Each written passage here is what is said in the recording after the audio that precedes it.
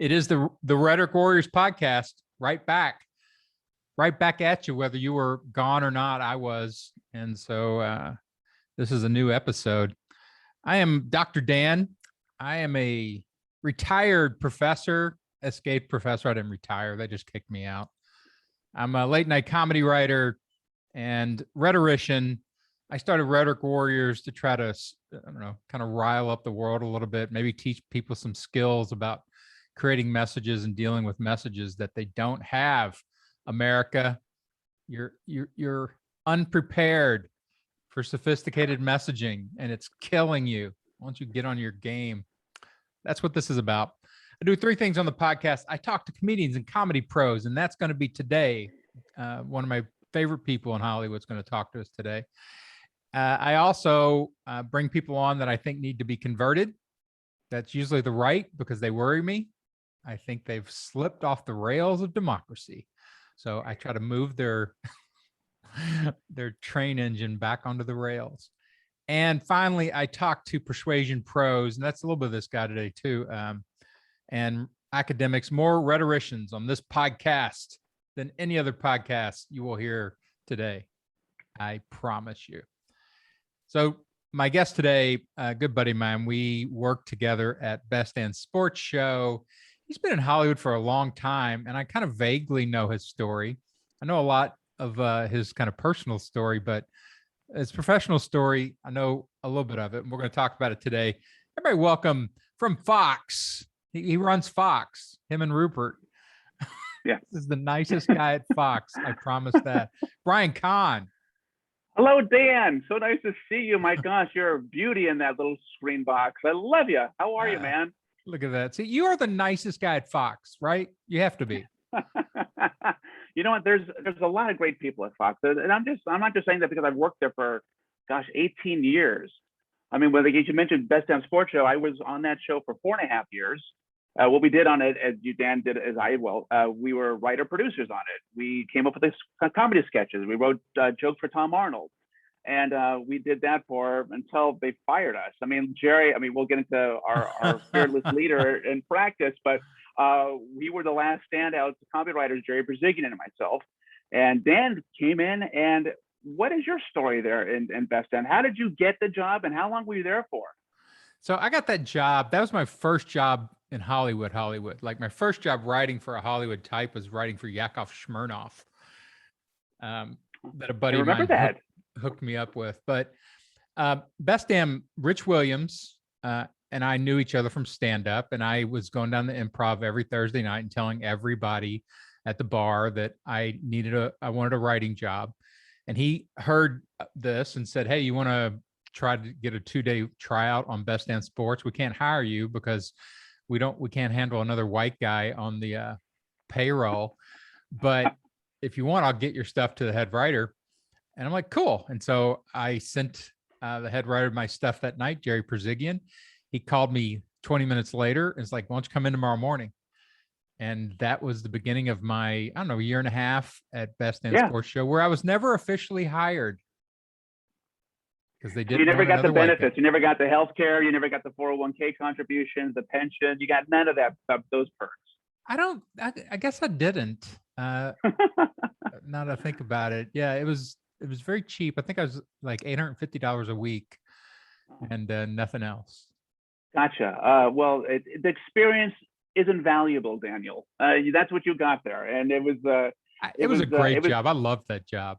It was so fun. I mean, it reminds me of like the back in the day, because I'm so old. Your show of shows, where they actually they came up with a concept, they wrote the concept, they rehearsed the concept, they had to do the wardrobe and makeup and so forth and perform it that same week. Although we did everything in one day. We read the paper, we read the stories, what was taught that day, and then we came up with our comedy sketches, and we wrote our one-liners for Tom Arnold. Yeah, and we got it past Jerry Brzezian, who wanted to turn it into War and Peace, the sketch, and to grammarianize every single thing. I used to call him the niggler.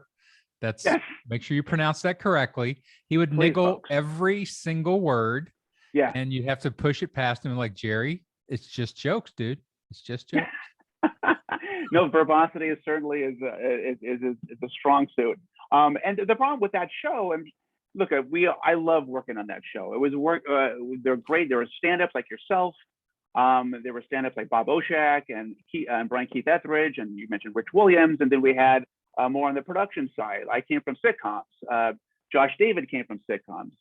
Jerry, of course, he's the veteran of sitcom writing himself with the Jeffersons and so forth. In fact, Jerry gave me one of my first writing jobs in Hollywood as a sitcom writer, which we could table that for later.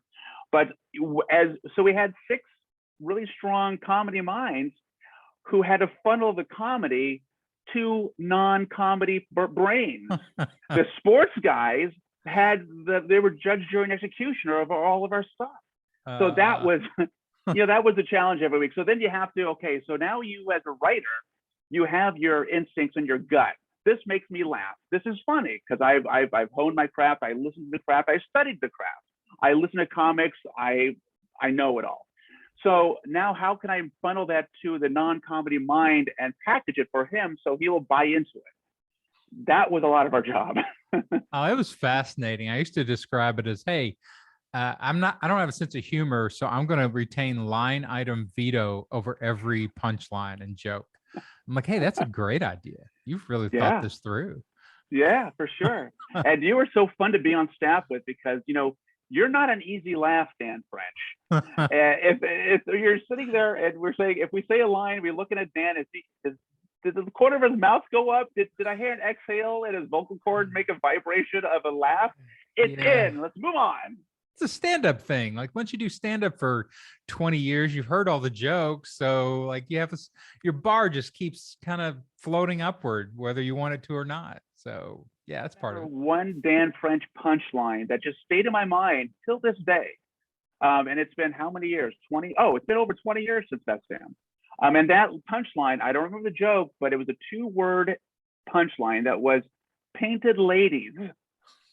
Painted ladies. No one was writing like that on our staff. Like painted ladies. I guess you're doing some. Maybe there's an NFL plair got in trouble with a hooker or whatever. I don't know. This was, I know exactly what this was. This was the I think it was the first sketch, first full sketch I got on the show, and it was when we had a referee, a buddy of yours, come in and do the confessional where Oshak was the priest, and this guy played a referee who had screwed up a pass interference call in the San Francisco Green Bay playoff game the weekend before that everybody was upset about. And he was confessing to Oshak. And one of the things he said was, I spent Christmas Eve dallying with painted ladies in a house of ill repute. And then he admitted he blew the call, and Oshak went through the confessional to attack him. But that's a very clever, funny piece of writing there on a show that was more like, get hit in the nuts and you're dumb shit and you're get smacked on the head. You got Crook and all your sports guys, and no knock on them, but they're professional sports guys, and we're introducing some comedy to there. And you think sports and comedy is a great combination, and it was. We hit many strides on that show. I'm really proud of it. That show. If they hadn't gutted that show, like with taking out a lot of the comedy and expanding it to 2 hours a day and all that, it worked. That show just worked. Yeah. It was a lot of it was like, okay, this is what you have. You have a milk bottle, a tuning fork, and a thimble. Make a comedy bit. And so you are forced into this. I'm handcuffed to a radiator, and I have to come up with something.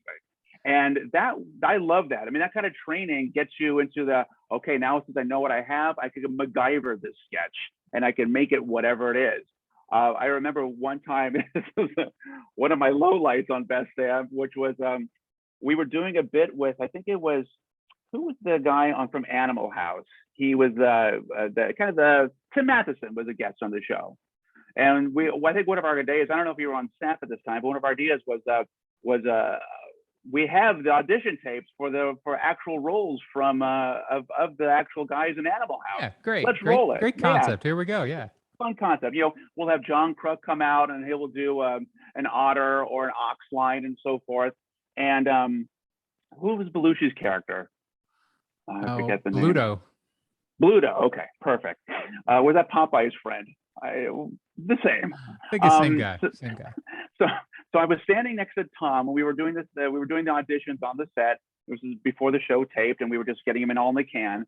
And Tom was not really comfortable with the concept, and the joke was he was going to put like whipped cream in his mouth, and then do look, I'm a zit, like Bluto did. So that was his audition, and he couldn't get his head around it or didn't want to do it, and so he said, "Help me out here, help me. I need something else."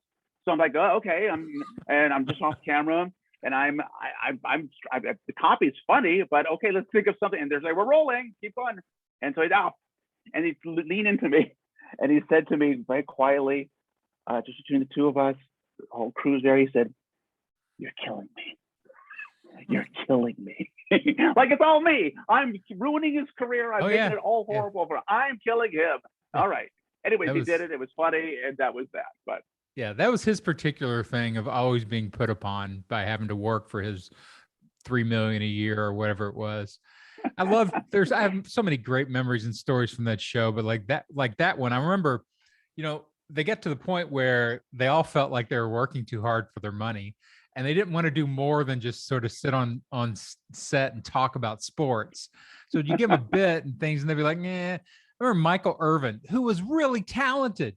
That guy could act. If he'd have wanted to move into acting and do something with it, he actually could have. But we had written a sketch for him, and I went looking for him to see if he wanted to do it. And I came around the corner, and he saw me, and he's like, "Oh no, motherfucker!" And he took off running the other direction. And I'm like, I'm not gonna chase Michael Irvin, one of the fastest human beings on the planet, to make him do comedy. That's a chase I'd love to see, and I'm sorry it didn't happen. That's crazy. I remember Brian Cox.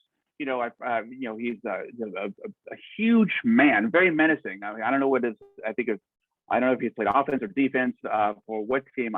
By the way, I kind of linebacker for the Bears. Brian Cox, there you go. Yeah, he was huge. And I once was pitching him in the wardrobe room. I said, "So here's the idea for the sketch, and this is what you're going to do." And he looked at me as if I was asking him to do something really offensive. And I said, "Don't do it, Brian. I mean, I have no skin in the game. If you don't want to do it, I don't want to offend you by these non-offensive lines, but you're taking offensively, so let's go with you and say forget about it." And then VG calmed down. He said, "All right, let me take a look at it." And I don't even remember the bit, but he eventually did it. But there was a lot of giving. Oh, here come the comedy guys. I'm out of here. Well, athletes aren't used to being silly on purpose. Like they're used to being loved, and everybody just constantly complimenting them for everything they do, but they're not used to moving into another world where, oh my God, something's on the line here. I might fail. And it's a really interesting psychology to watch them try to go through that. And some guys can embrace, like I think John Kruk was a good partner, and John Sally. Maybe it's the name John, but John Sally was very. We did a bit where I think there was a new the Bond movie coming out, and we did a thing where it's like a 007 footer, and we had John Sally play Bond trying to get into a sports car that's the size of a Tonka truck, and he's 7 foot tall, and his struggle to get inside the car was the trailer for his Bond movie. It was hilarious that he was a very good sport. Yeah, I love those. Like Kruk was amazing to me. Like he was such a comic character. He hated the fact that he was having to do comedy, I think. But like I always thought the tension between him and Tom Arnold was actually sitcom quality. Like you could have lifted those two dudes out, put them as neighbors in a sitcom, and it would have just worked because it was so much fun to write in shots back and forth for those guys. Yeah. Were you there for the time we did a roast for the show? Yeah. We did, okay. I think it was a John Kruk roast. And so writing jokes for, or they were roasting Tom, I forget which direction it was going, but they were just like, bring it on. They were thirsty for these one-liners to go after each other. And that was their relationship that you're saying. It was totally, it was Abbott Costello. It was just fighting, but they're good friends. Well, and at the time, Drew Carey's show was on, and that show was literally just that between him and the woman on that show. I can't remember her name, but she was really good at taking jokes and then hitting him back, and it was just barb, zinger, zinger, zinger, and that I love that format, man. I love writing zingers like that. Absolutely, which made our during for your viewers out there, how our day came about. We come up with a sketch or two for that day. We then write a segment called Things You Wouldn't Say. At the end of the show, these are like insult jokes to the target of the day in sports. Somebody who did something stupid on the field or embarrassed themselves or lost the game, we would take them as our bullseye. And then the other thing we did, we just gave however many segments there are in a show. Let's say there's 6. Each segment is broken down. The first one we're talking NFL, second we're talking baseball, third we're talking gymnastics, third is world soccer, and then NASCAR. So let's say those are the topics. We then armed Tom with 10 jokes per category, and just to have him just be able to look at his cheat sheet and then rip it out if it's appropriate. And a lot of the times we actually, if Crux sitting there, some of it was just a simple, easy bag of tricks. Make it a Crux joke. Yeah, well, and that tension between sports guys and guys in general, they're always taking shots at each other. So the humor is perfectly in theme, it perfectly fine in the culture. And I remember when Irvin liked to dress up. He liked to come in with something that's going to get attention. And he walked in once in sort of purple satin. It looked like pajamas. And Tom Arnold called us between breaks and said, "Hey, I want to say something about Irvin's outfit." It's like, "Well, go ahead, man. You got our permission." He's like, "No, write me lines. I want lines." And we know you want lines. That's right. There was a moment in the show where they need our executive producer. I don't need to say his name, but he actually wanted to inject more comedy into the show, and he needed to have more life with it. And they were always in panic mode of things. We need to turn this around. We need more ratings. We need this and that. So I remember he said, "Kahn," and I think it was me and Josh, "come with me to the control booth." So we're standing behind him. He's at the desk, and he has a microphone. And Josh and I were to whisper in his ear jokes that he could then whisper into the mic, and which goes into the ear. And so we did that a couple times, and then that went away. But we got a couple jokes on that way, live through his ear, through the mic, through his palm to America. Yeah, no, it's fascinating. I think I learned so much about fast production on that show. Like you said, show up in the morning, and sports is massive. You can talk about sports clearly. There's so many stations that are just sports. There's so much going on across the world in sports every day. So you're never going to run out of material. And there's always something crazy that happens every day. So you've got flashpoint stories, you've got all this stuff to work with. And then you just kind of, figure out from the way your show does it, what's allowed and what isn't allowed. Like I remember Pete Rose bet on baseball. He finally admitted he bet on baseball, and we weren't allowed to do Pete Rose jokes because he was a friend of the producer. Do you remember this? Right. He's like, yep. I think we had him on the show, but we had to treat him like he was somehow royalty still, sports royalty, as opposed to, a sports villain. Yeah, because it's like we don't want to get a name for it. But we had a lot of talent bookers on the show who actually went out and reached out to all these huge stars, and we want that door to always remain open. So we want to make this a friendly fire environment and not really put people's feet to the fire. And the beautiful thing about the show also, we got major celebrities. A lot of actors and comics want to come on and talk sports too. What a great thing to get off their career, and we don't have to talk about what's going on the set and so forth. The character I'm playing, we can talk my favorite team, the Cowboys. Yeah. Fantastic. Yeah, no, it's a big thing. We had Norm on quite a bit. We had Norm. God, That was it was so much fun to watch. Norm Macdonald just talking sports or gambling or whatever he wanted to talk about.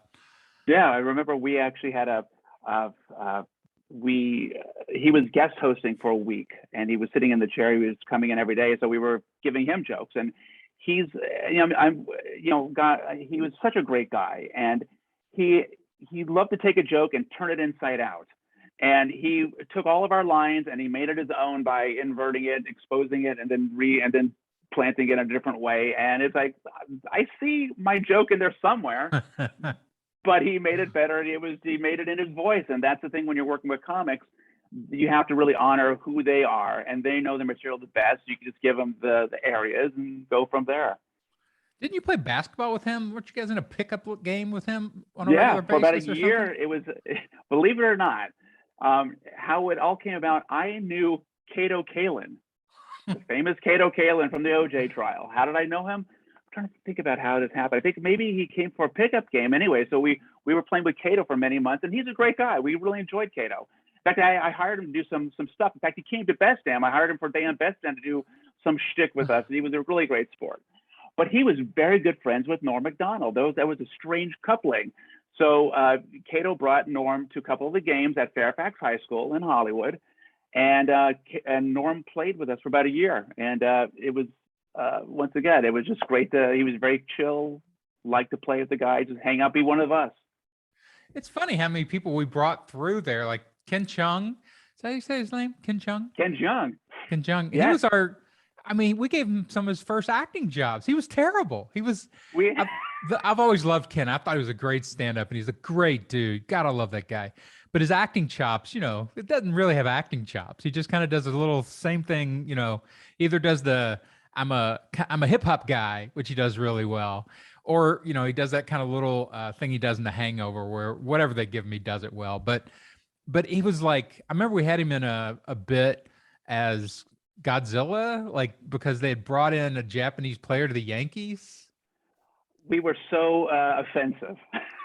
I don't know. It wasn't really offensive. It was kind of using Japanese pop culture within American pop culture. That's it wasn't. We didn't do it like maybe that. This was then.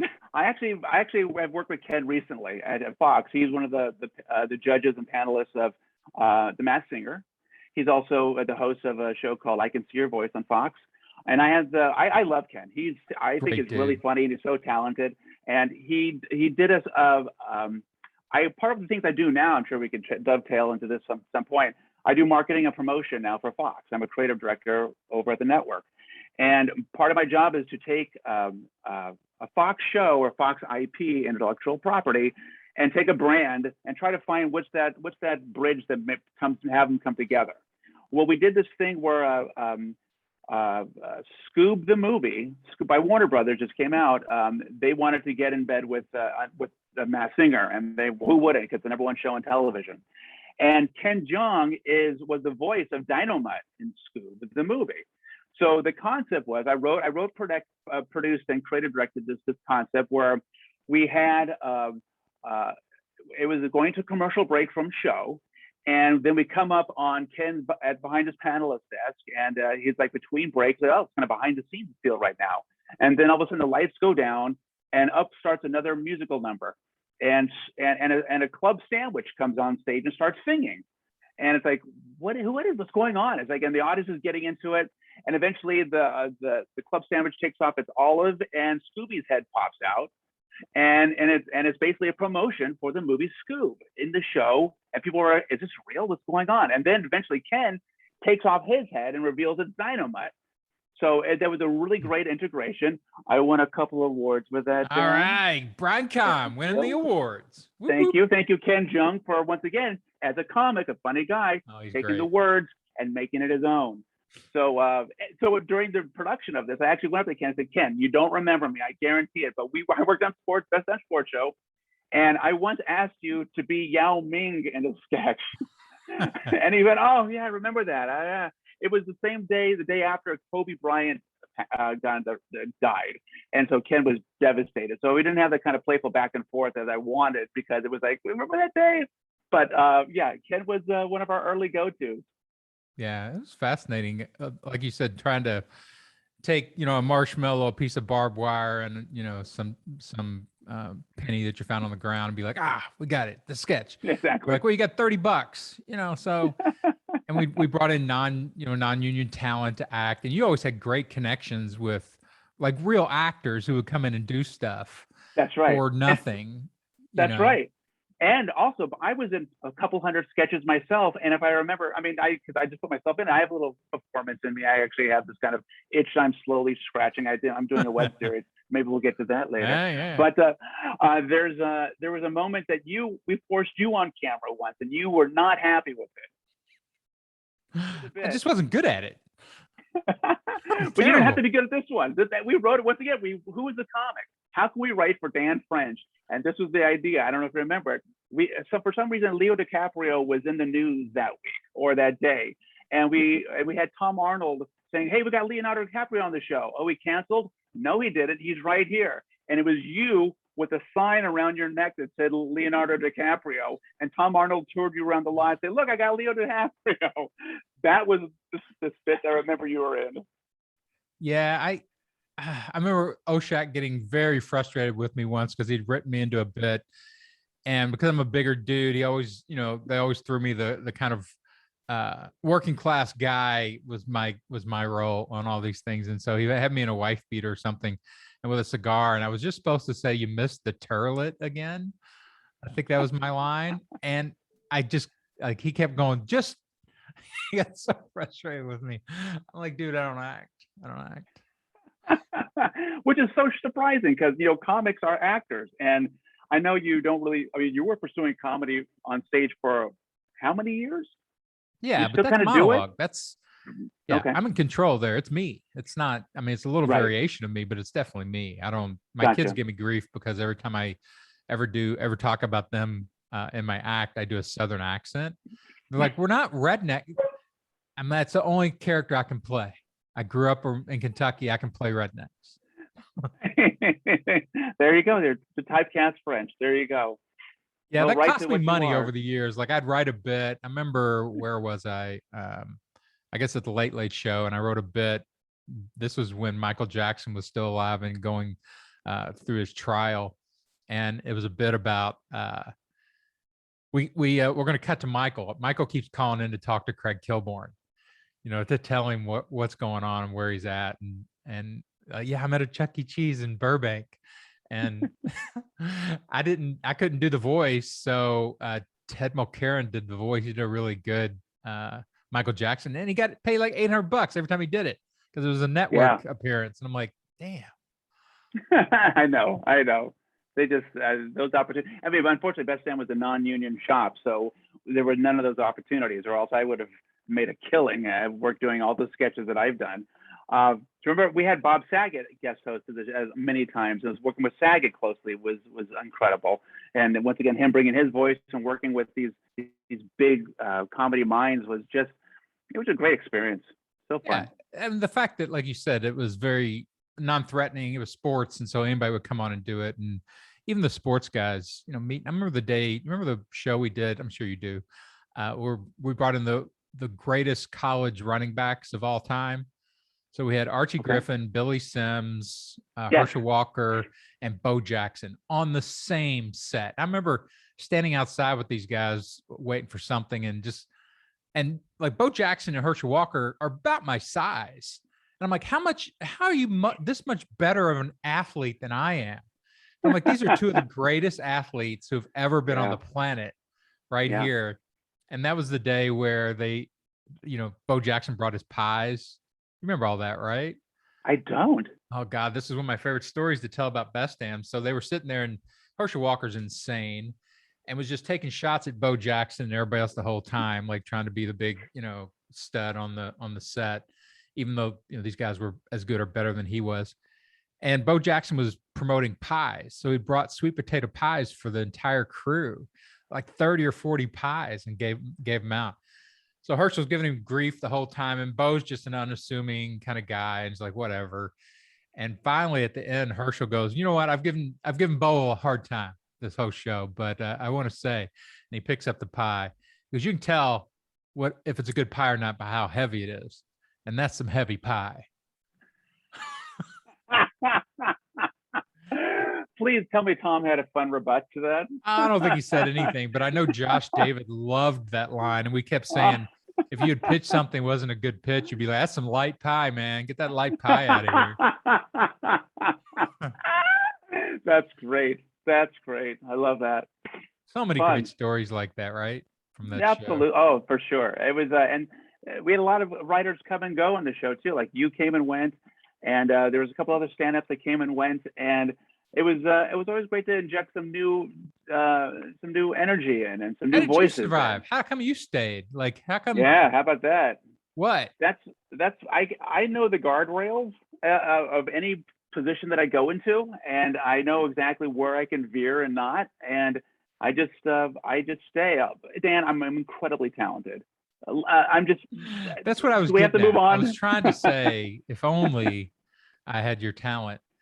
No, I remember like I left the show because Fox had a policy of just cutting back every quarter. Like that's one of the things that crippled the show, right? As long they get rid of the comedy staff, they got rid of the Yeah, comedy yeah, producers, and like finally it's like, hey, yeah. why isn't the show any funny anymore? Well, you don't have any people. But so I left because they were doing budget cuts. I remember going in that day and talking to whatever the guy's name was who ran it.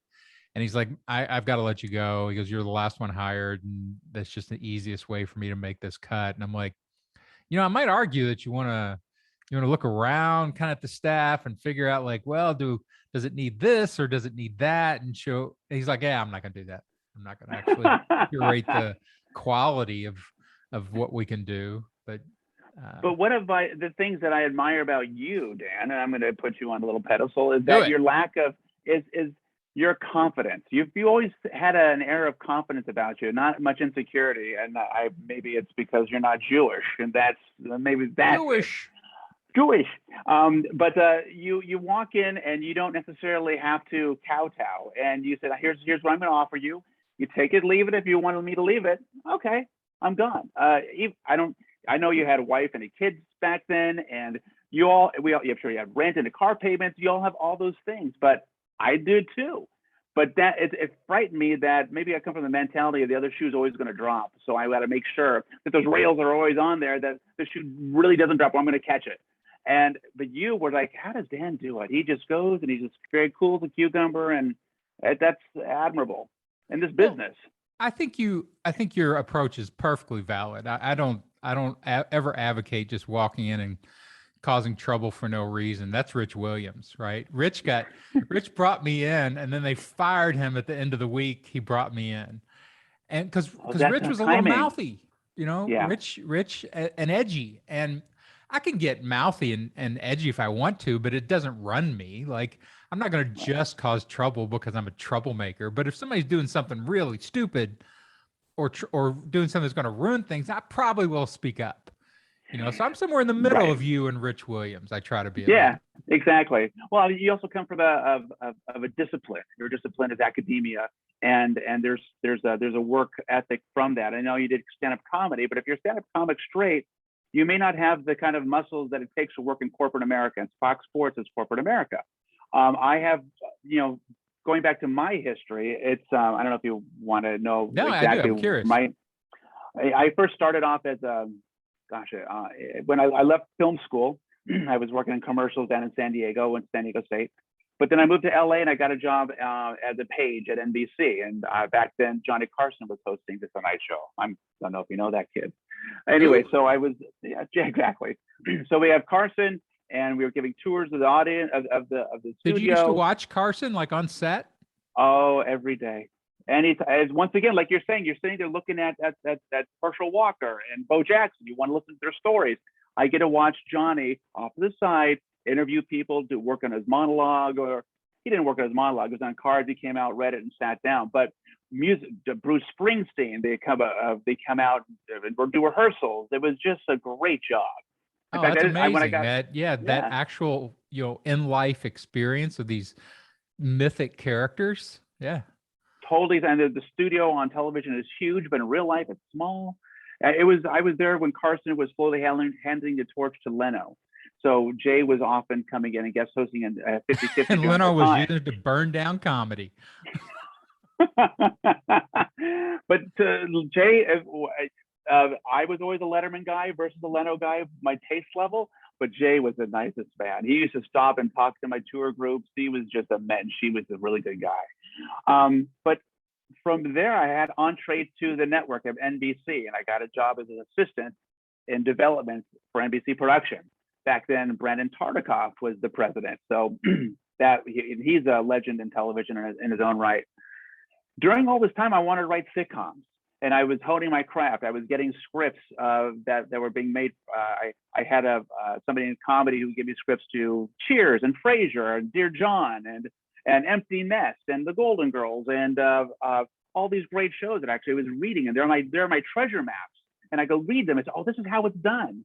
This is how you actually not only type a script, but you could see the rhythms of a script and the arcs and the buttons of scenes and so forth. So I started, writing my own specs as I sat in this assistant's job. But I wasn't getting really, I wanted to still get into comedy further and faster. So what better way to get a job on a sitcom? So I got a job.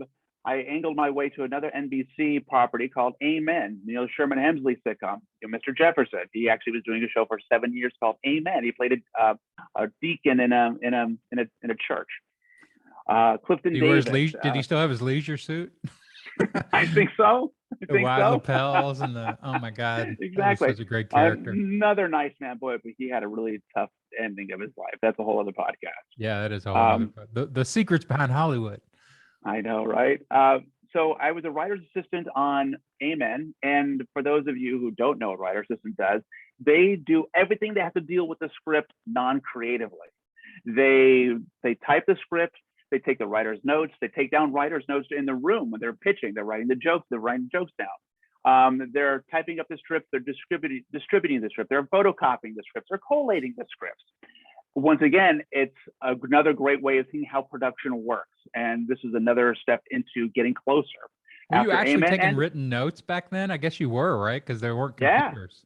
Yeah, absolutely. In fact, that job got me another job on what I'm so proud of as a writer's assistant on The Golden Girls. And that's where I met Jerry Brzezian.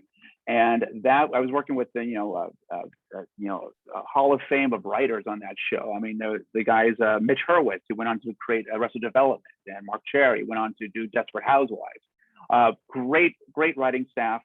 And, I was taking notes in that room as well, listening to how it works and so forth. So intimidated by this because these guys are freaking the Mount Rushmores of comedy writers on The Golden Girls.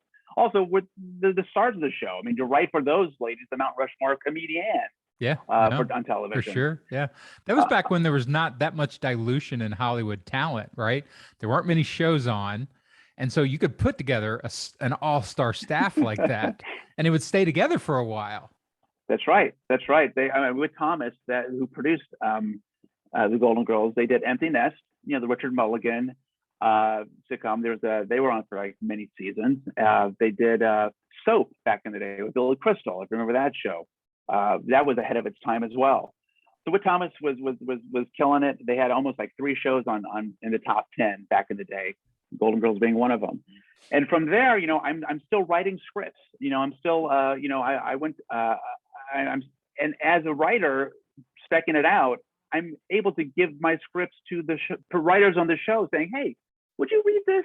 They're looking at me as I'm trying to be nice with me, keeping the rails. I'm learning through corporate world how to make friends and so forth. And they look at me, well, first of all, I'm an assistant. I'm not threatening. I'm a nice guy. I'm not going to take away their job. Sure. So I'm Jerry Brzezian, really instrumental in my development. He didn't know he was my mentor, but he was my mentor. He read me. He gave me notes.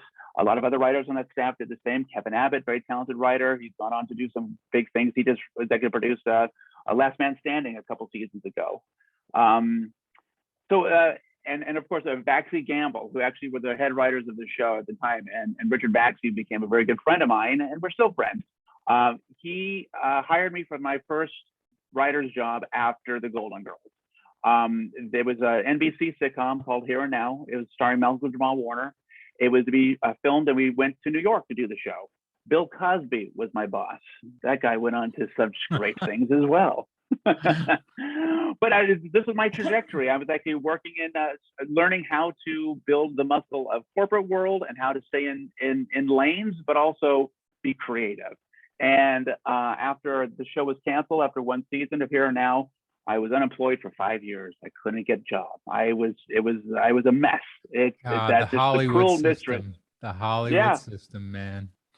You go from the mountaintop to the latrine, just like exactly. That. I was with William Morris, and I said, "This is good. I'm 27, living in New York, writing on a sitcom. Everything's gold." I bartended for 5 years. How could this go bad? And since then, I was like, over the next 5 years, I was freelancing here and there. I pitched a show. I got an episode here and there, and friends giving me some bones, so forth. Eventually, Best Damn Sports Show came around, and I knew the guy who helped create the show, a guy named Jeremiah Bosque, another very talented, very sweet guy. And he brought me on as one of the first 2 writers on Best Damn Sports Show. Me and Brian Keith Etheridge, I think, we were the first 2 hires. And then I brought in Josh and Jerry, because I had worked with Jerry, who hired me on Malcolm and Eddie. It was another Malcolm sitcom. So I've written on 2 Malcolm Jamal Warner sitcoms. How about that? What's that award? Great guy. Listen, everybody's great. Where was my train of thought? So anyways, I forgot where I was headed with the trajectory. You brought in Jerry and Josh. Yeah, brought Jerry and Josh in. So it was now we were kind of a reunion of the Malcolm and Eddie days and the history. We started, shaping that juggernaut, exactly. Of the Malcolm and Eddie days. Eddie Griffin's still around. Oh, is he really? Yeah, he just did. There's a booker here who I tried to take under my wing a little bit, and he decided he didn't want my wing at all. But super nice guy. But he's been bringing all the kind of Hollywood has-beens in as stars here, and like Eddie Griffin came here. Andrew Dice Clay was just here. All the guys, the Comedy Store guys who can't get work anywhere else. He doesn't understand what he's booking, so he brings them in. But when we had Brian Keith Etheridge came in, and Brian has gone on to really great work now. He actually is creating shows and doing sitcoms. So I took him under my wing to show him how a script was actually formatted, how you write things, how you come up with an idea and so forth, because he was a stand-up and he was a very funny guy. Anyways, he honed his craft, and now look at him today. He's doing incredible. But after Best Damn Sports Show, it's like, it was hit and miss. And I said, I got a family. How can I need work, and what can I do? And I knew a guy who knew a guy, and I got the job at the network, at Fox Network. It's a year and a half after Best Damn Sports Show ended, and working in promo and marketing. And I was able to use all my comedy writing skills and directing and producing skills to put that towards this wild west called the internet. What? And Facebook and little content pieces that can live there forever. It doesn't need to have a scheduling time. You can just drop it in and boom. So this was the Wild West that we actually started to hone and focus on. And I've been there since 2008. I'm now creative director, doing the same kind of work. Obviously, it's morphed and it's changed throughout the years, but it's been job consistency. I don't get to write characters because the character's already written, because we're basically using if it's Family Guy, Peter Griffin's already done.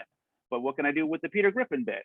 And another great thing about it is shows get canceled all the time. If I'm on a staff and it's like working on a 13-week contract, if it goes away, it goes away. Well, if a show goes away where I am, there's another one behind it. Hey, look at that. Hey, I'll work with these people.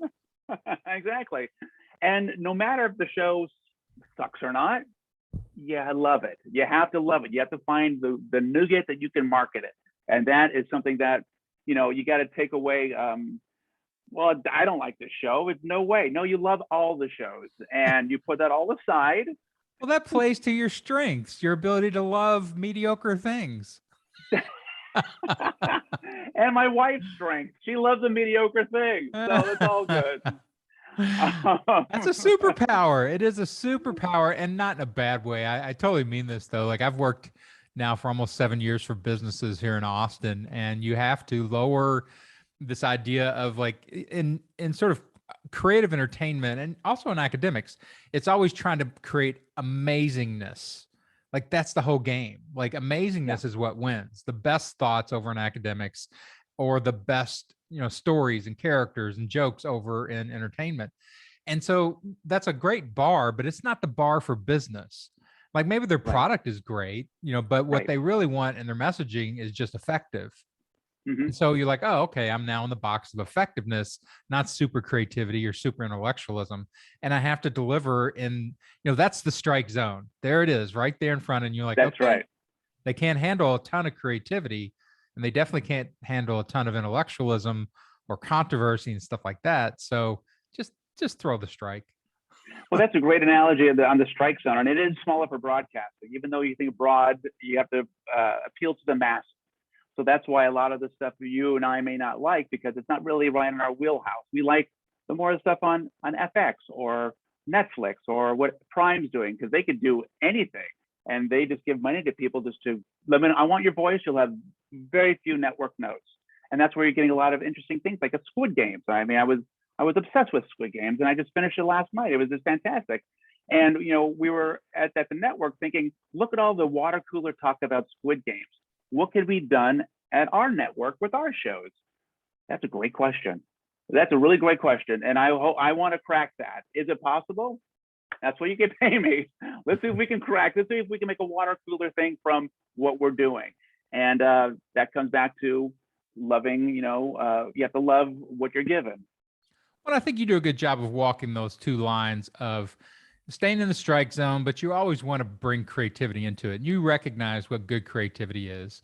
You see, when it's got this kind of uranium in it, and you're like, we should get some of that uranium. And I know it's dangerous. I know it's radioactive and it kills people, over time with degradation of cells. But just a little bit of it in there, it turns out it makes everything glow really cool. That's right. And then you got to be the salesperson. You have to be able to show them if they don't see it, because it's all when somebody. And this is something I learned in Best Damn Sports Show, and this is one of the confidence things that I've actually I'm 57. I'm actually 57 in about a week. So thank you for the birthday greeting. I've learned to build up the muscle of that sucks. What you're writing there stinks. On Best Damn Sports Show, I can't tell how many times they said that's not funny or that's stupid, and somebody working in a creative world can really be affected by that. They can think that hurts, and I don't know how I can rebound from that, because you really this is my heart I put on the page. For me, you tell me it sucks, I'm like, great, here's another idea. It doesn't bother me because I worked on that muscle so much. So a lot of times when we're at in my world right now, marketing and promos, if they're pitching something and it doesn't go, or it's like, I don't think so, I just go, great, here's something else. And they're much more kind than they were at Fox Sports. They had the Bill Belichick views of saying no to comedy. Here it's like, I don't know about it. And then I always go back to, well, comedy is subjective. I think it's hilarious. You don't. You're above me, so let's move on. But you're not going to say it's not funny because I think it is. And that's the beautiful thing about subjectivity. It's in the eye of the beholder. Yeah, I have a lot of mantras that allow me to get through those systems. And I haven't had to do much of this lately, other than in business, where I never really try to do that much funny because they can't handle it at all. There was a sprinkler company that came in, and it's Texas, so they're constantly selling yard sprinkling systems and things like this all over. And they're like, we need something distinguish us because there's so many of us here. And I'm like, okay, how about this? Whatever their name was, we get you wet. Great, I love it. And they're like, I'm like, everybody will remember you. Like the media will pick it up. It'll make it viral and everything else. They're like, we can't do that. And I'm like, okay, so you want viral, boring? I got you. Right. I got but you. Then they know that line would make a splash. You're welcome, Dan. Run with it. That's the thing. I mean, when you know in your heart of hearts that this is really going to work, but you see the fear in their eyes of like, gosh, how do I explain this away? I got to hold on my job. Let's play close to the vest and we'll find something else. Yeah, I get it. I mean, the institutions and organizations by their nature have to be conservative, because if they make a mistake, it costs a lot. Cost people their jobs, cost a lot of blowback. All this stuff can ruin a product. I totally get why they're conservative. And so it becomes an art of getting, again, some kind of an interesting uranium dart in the middle of their stuff. So it's got a little energy and pep to it and will be liked. Right. So the conservatism doesn't just drown it all. Right. What you should do next time is once you pitch something they don't like, you just write, I'm going to put it in my pilot and just start writing it down right in front of them. Got it. Okay. Boom. Thank you. Yeah. I try to again, like I try to stay in their world, not my world, because they're paying me for, to service their world. It's all good.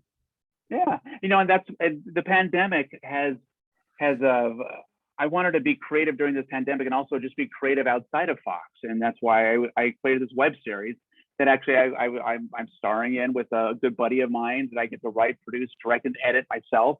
And it's just been such a great outlet for me to do what I want to do. Just like your podcast, you're not looking to promote it or you don't care if it blows up. It's just a great thing for you. That's what this thing does for me. and it still is. I'm still doing little episodes for it, and it's just such a joy. It could call it home movie, I watched it. call It's it whatever you want. interesting. Like, here's what I want to know.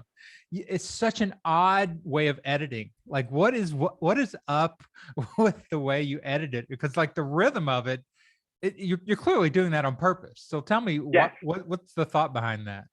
I wanted to do just a Zoom call in a pandemic from these two buddies, best friends from life, and they never talk about the pandemic because there's so much happening in the relationship at all times. But I wanted to do a little heightened reality of it. I wanted to really be an absurdist version of this, because if people see Zoom calls all the time, it's like, how can I ratchet it up? So I really went on the absurd side and unrealistic hyper reality side, and that's been such a joy because I just throw anything against the wall, and it works. I mean, I think it's absurd and silly and it's ridiculous.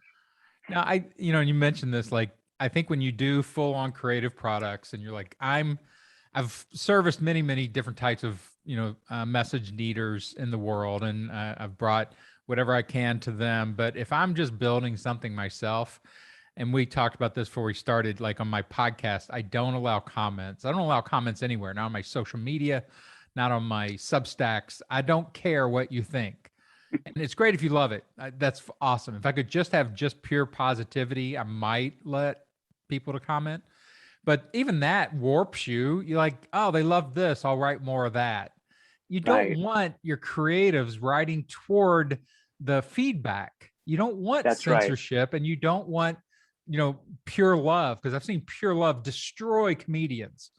Like, a lot of comedians get to be where, they walk in. Seinfeld, this happened to Seinfeld. I've seen him a couple of times when I was still in LA, go up and work on stuff. I'm like, oh, he's had too much love. He doesn't now have an ear for what's good and what's not, because everybody laughs at everything he says. And that will kill a comedian. So you don't want to do that to your creatives. That's first. And then second, I could care less about metrics. I don't want to live by metrics. I don't want to think about the numbers. Great. Absolutely. I mean, no one's following this. I mean, the show is called, I haven't mentioned the title, it's called Love You, LOVEU. And if you search for, just put my name, Brian Kahn, Love You, and up will pop my pink thumbnails. But for those, it's like, no one's following it. It's not catching on like I thought it would. And I said, like you're saying, it's like, fuck it, I'm just going to do it. And I'm doing some more really bizarre stuff coming up that actually takes these Zoom calls into a whole other area. Breaking news to you right now on it. I'm going to be turning my next phone conversation into a true crime podcast. That's going to be the Zoom call. It's going to have an air and all the tropes of a true crime podcast. And that's going to be the next, it's a 3-part series for Love You. And the guy who I'm doing it with is a very talented actor, dear friend of mine. By the way, his name is Patrick Gallo. He is playing the role of Mario Puzo in Paramount's making of the Godfather series. So he got a huge role. So I'm very happy and proud for him. And hopefully that'll get us some more views. You're so good about making connections to people. Like, you have such a good network of people. There's something about you, and I've described you before as, like I said, the nicest guy in Hollywood, that there's nothing offensive about Kahn. And you're such a pleasant person to be around. You laugh so easily. You seem to have a joy about life. You network better than I think anybody I've ever seen. You'd be surprised. I really am I feel like I'm a terrible networker. I'm terrible at branding my own thing, and I'm really good at helping others. But for me, I feel like and this is my confidence level, that I actually I've slowly have at 57. I'm now beyond that. It's like I have more of it. I have more French inside me than I did ever. But I don't feel like I do that. It's interesting to hear you say that, because I don't think of that way. I am that way. Well, I'll put it this way. Like, I don't think you're particularly somebody who likes to go out and network with just everybody in the world, like blindly in this kind of public, everybody's my best buddy sense. Like, I know a lot of people like that, and most of the actors and celebrities in Hollywood are that way. That's how they got where they are, is they're just good at making people think they like them. And you're not that, but you're when you get to know you and you're working with you and stuff like that. That's where you excel. Like, it's an authentic networking. You will do things for people, and And that's what you're saying is, how did I stay at Best Damn the whole time? It's that. How have I been at Fox since 2008 and at Fox Broadcasting? It's that. I know the lane. I know how to make nice with people, and the people I work with are terrific. They're very kind and nice people, and I really enjoy working at the network, or I would have left a long time ago. It's just been very fulfilling. I have some great memories of, because Fox is such a toxic environment corporately, in my experience when I was at Fox News, and you could just see the stress and pressure on everybody outside of the comedy writers' cubicles. And we had this little hovel of 6 or 8 cubicles, and people had to walk through it to get things. I don't know if you remember this day, but it was the woman who was the comptroller or whatever who on Best Damn, and she had clearly had a very bad day. And she's walking through and she goes, I don't want to hear a goddamn thing from any comedy writers. If I hear one goddamn comment from any comedian, I'm going to fire people. I remember that day very well. Yeah, it was, there were many lows. And it was like, we were like put in these cubicles like veal.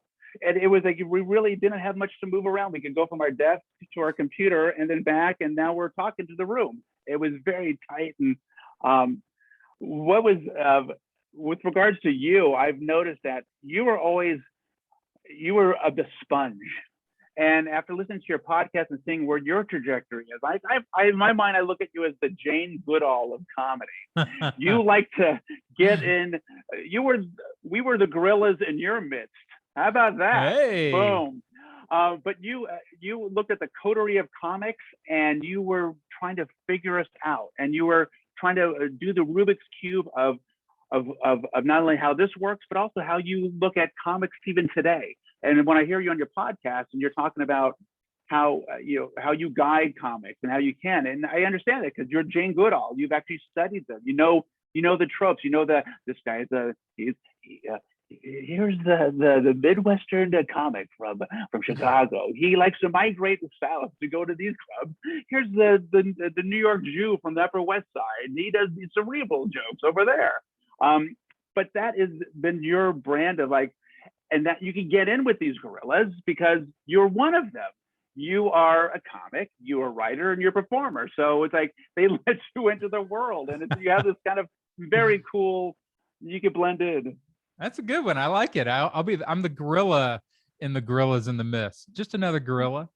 You're the gorilla, okay? For some reason, this gorilla is taking notes, but it's just another gorilla. Oh, no, you're the Goodall. You're Goodall. But that's kind of, I guess, because I do run both games. I run the intellectual game, and I did that for a long time. And I was a stand-up at the same time as a professor. So I have all this training about looking at the world and trying to organize it into thoughts and, teachable systems. But then like just comedy, like there's nothing, and this is probably what I miss more than anything about Hollywood and being on staff with other comedy writers and stuff. And just like you were great to go harass, like to just drop in when you were working and start telling you jokes to make you laugh. Right. Oshak was terrible because he was the unijoker. He would pull his hoodie on, his headphones, and you couldn't disturb him. I would go and do it anyway. I would sit there in his office and just stare at him. But you were like, it was so much fun to drop jokes on you, jokes that I knew wouldn't get on the show. But I'm like, I'm gonna throw this to Kahn anyway. And I miss that ability to just be in a comedy drenched environment, and it'd be totally fine to say whatever you want, whenever, however odd. That's the game. That's the fun of it, and that doesn't exist anywhere else. No, and I wonder how that would play today with in this world, in this climate that we're in, because we were in a very small, large trailer, and there were like probably 30 to 50 cubicles. So everyone was hearing everybody else, and so things that came out of our mouths today may not be accepted as they were those years ago. Yeah, you can't really break open the Rubik's. The cube of comedy writing doesn't play well with the rest of civilization. Right. The rules aren't the same. You're in the comedy cube, which means you can say the most awful things as long as they're constructed correctly within comedy and funny, because people know you don't mean it. And I tell people, I've had this argument a million times. I'm like, comedy doesn't play by the rules of civilization. It's not the same thing. Like, if you want to know my real feelings about social issues and people and all that, you want to discover my fatal flaws and my villainy, then come on, we'll go talk. And you can tell me what you think it is. But don't judge my comedy and say, that's what you really think. Like, because no, it's not. That's me finding a joke. That's right. That's right. Working at the network, I have to write PG jokes or G-rated jokes. Anything that we, for example, like, you know, at Hell's Kitchen being a Gordon Ramsay show, we couldn't say the word hell in a sketch or in a promo because you can't. But the show's called Hell's Kitchen. Huh. There were so many restrictions, so you get good at knowing where to do things.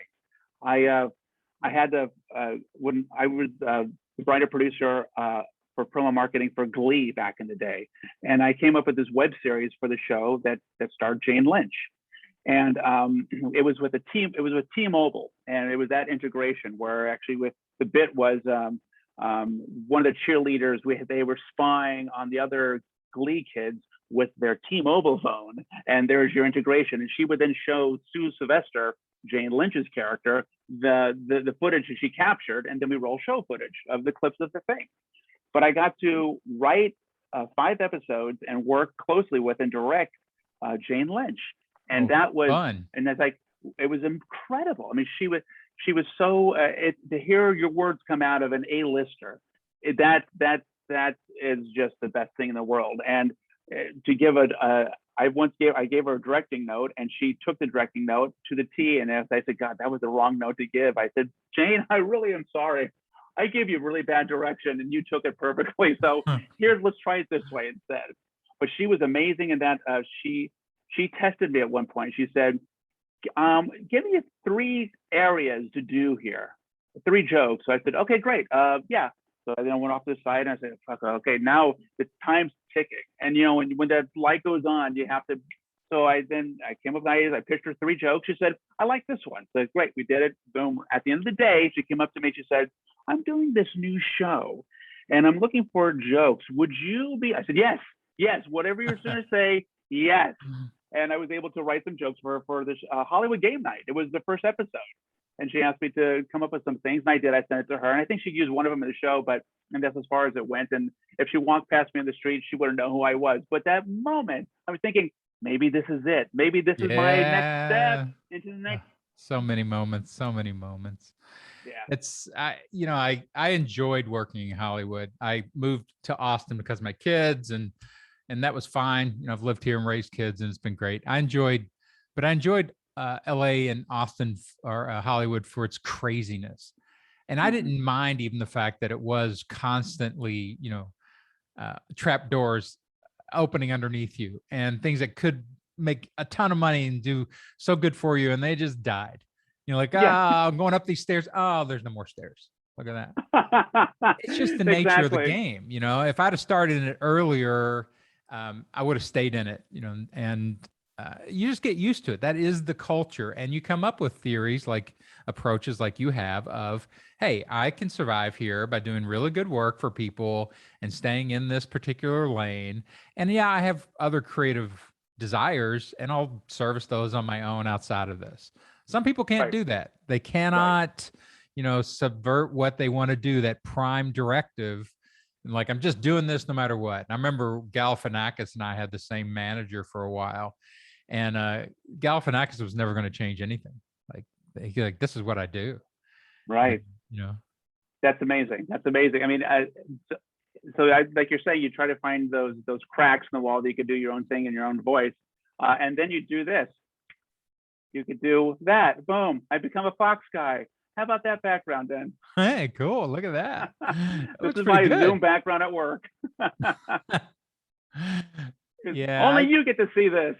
I miss I'll tell you what, I miss the tech power of working for Fox Studios, like just going up and, you have this idea and then you walk in and you got these great producers and they shoot it and you have actors and everybody helping out. And then you take it into the Avid suite and they just bang, bang, bang, bang, bang. And you got all these resources to throw on it, music and free.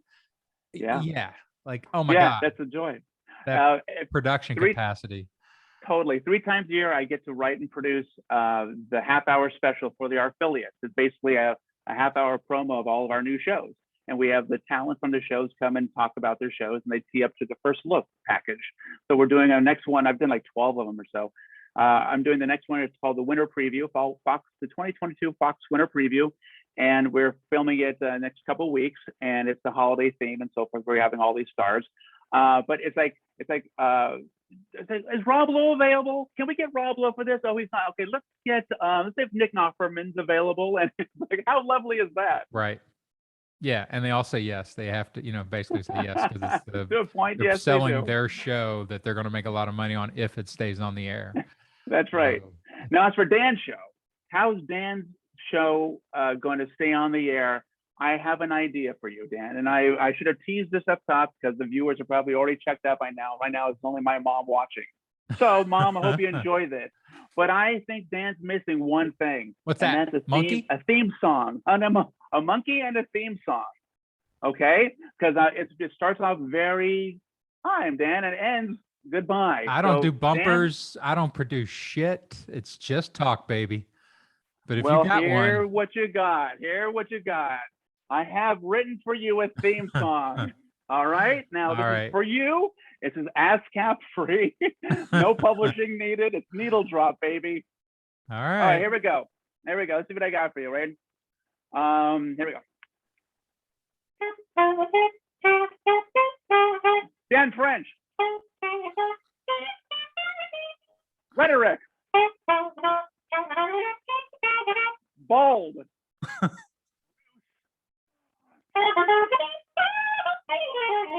Warrior. Dan French, Rhetoric Warrior. Hope you enjoyed that, Danny. That was awesome.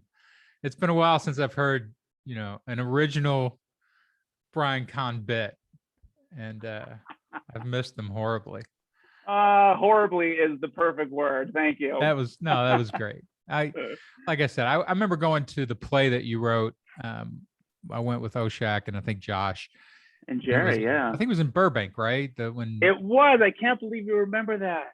And I just remember watching this and just thinking, like I always want such good things for you because you're working so hard and you're creating things that I think are interesting. Like, I'm like, oh, this is a viable play.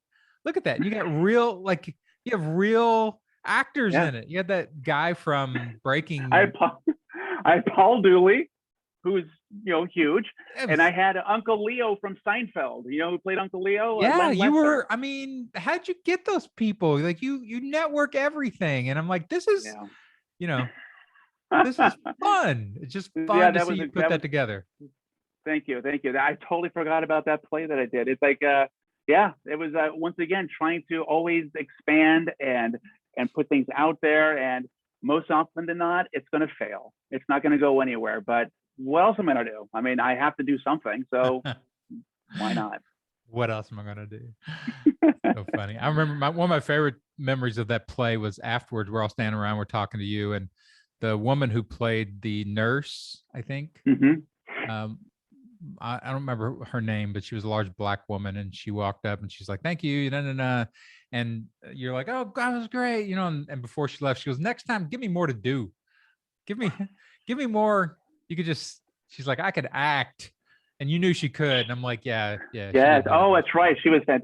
Yeah, gosh, you're just totally opening up some mind doors in my head about that night. It was just a stage reading. It was like the first time I actually heard it out loud, maybe the second time.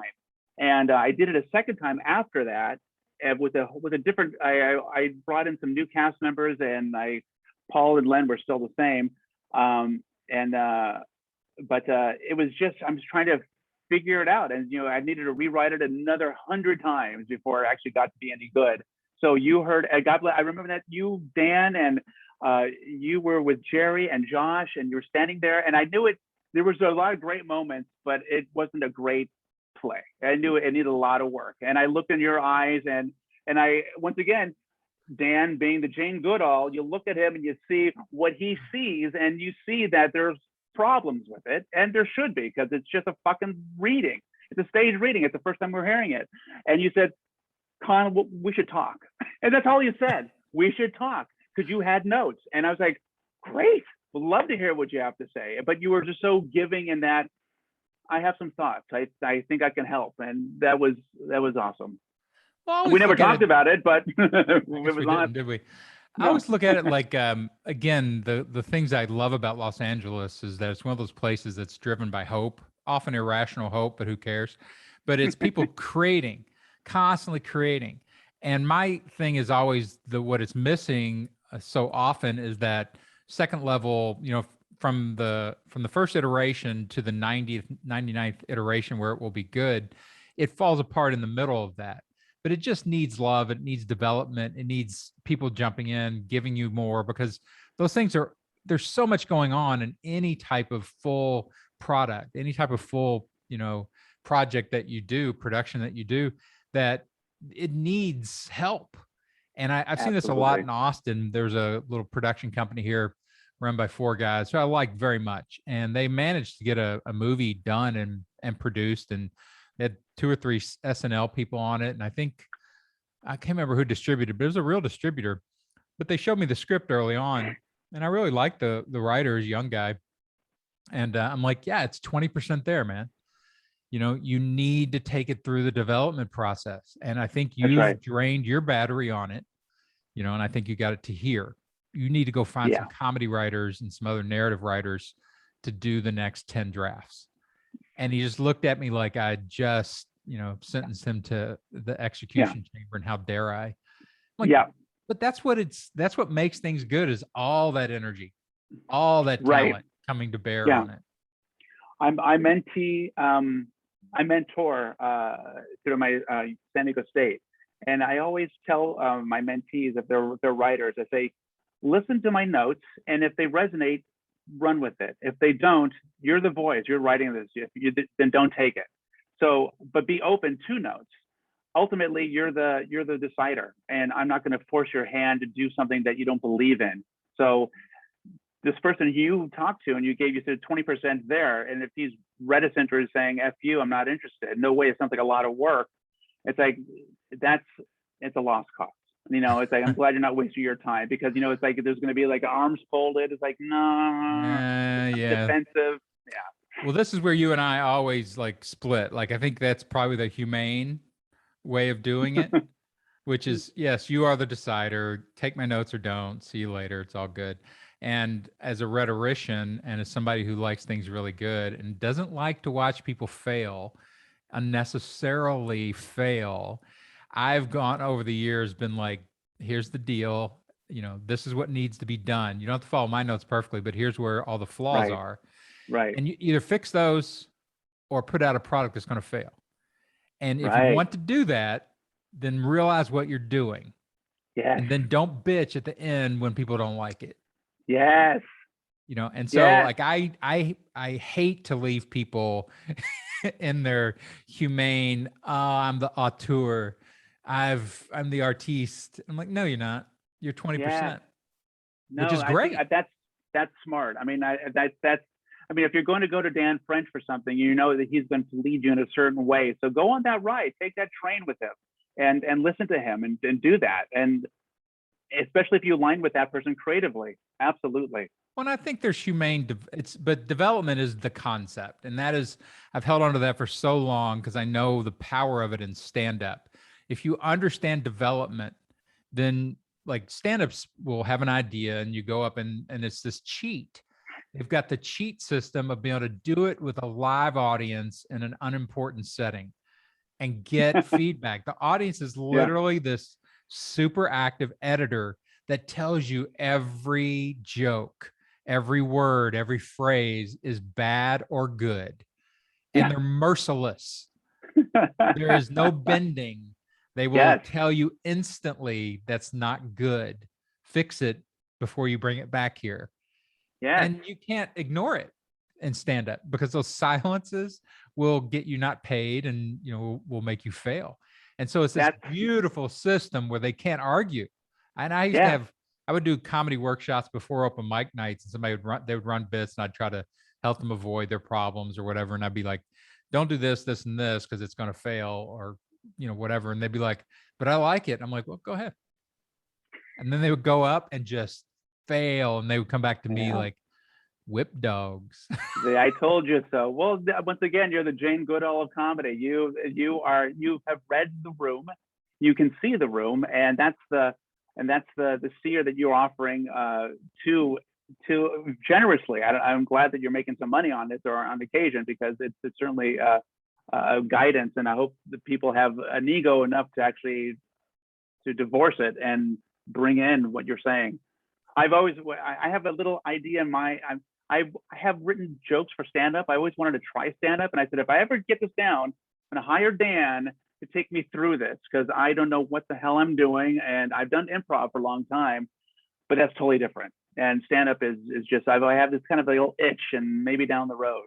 You're only 57. You know, why push it? Why? You know. Exactly. By the way, you gave me a thought on something where you want to get things right, even if it's after. I remember back in the day, Norman Lear, he let's say one of his shows, Good Times. It was an episode.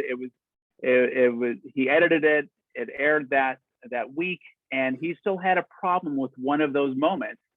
So he then went back to the edit bay, and he re-edited the episode, and it already failed. I mean, it's already out in the ether. It's gone. But for his own sake, he had to get it right. And there's something really wonderful about that. Yeah, I totally get it. I get it. Like, there's a story from literature with Raymond Chandler, wrote The Big Sleep, you know, basically invented the detective novel in a lot of ways. And he said, somebody asked him, do you ever go back and read your books? And he's like, no, because it's torture. I see everything that's wrong. Yes. I hate doing that to myself, because I can't edit it now. And right. And I'm that kind of hyper editor. I love development. I will go through a script a million times and then let somebody else come in, and I'll suddenly, you know, they'll break open the rainbow, and you're like, I didn't see all these colors. Look at all that. Yeah. You know? And when you get that, when you get like a creative entity that will work on something with you, that's where you get these, like Fleabag. I don't know if you're a big fan of Fleabag or not, but I loved it because of the way it created, blended pathos and comedy like very few things ever have. But watching her stage show of it and watching her, and the jokes are all there, and a lot of the acting is there, but whoever she brought in to direct that is like responsible for at least 50% of the success of that thing. I agree. It is so well directed. The timing is so perfect. The stings, the music, the takes, just amazing. It's the tribe, and at 57, I'm trying to put myself around people to build my tribe of people that I can rely on, and just to make me look better, and that is so key. And even though the ego says it's all me, it's my voice, and I'm the guy, and it ends with me. No, try to get your Dan Frenches and your Paul Dooleys and all the people that you can try to bring into your corral and just put on a show. Well, I remember when I sold my old stand-up show to another comic who I'd worked with for a long time, and he was still out doing stand-up, and I was writing full-time in TV, so I wasn't going to do that stuff. And it was a Southern-oriented show, but I went around with him for a while, writing some new material with him, and he would go up and do my material that I'd done for off and on for 10 years or more in the South as a headlining comic, but he would get standing ovations with it.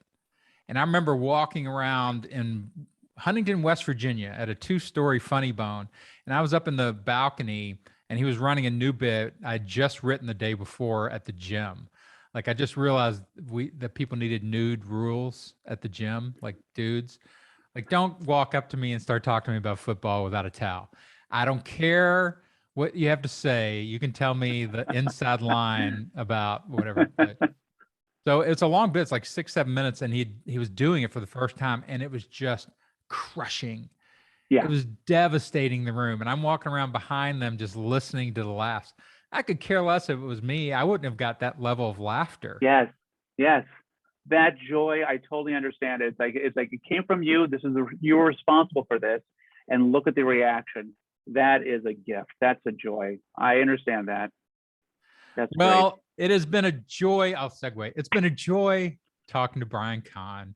Dan, it's so fun. I'm so glad I was worried. It's like, is he going to talk to me for an hour? I haven't talked to anybody that long in my life. How's this going to happen? And here we are. We got plenty more. There's plenty more. I'll come back around sometime. We'll have another conversation, because you have a list.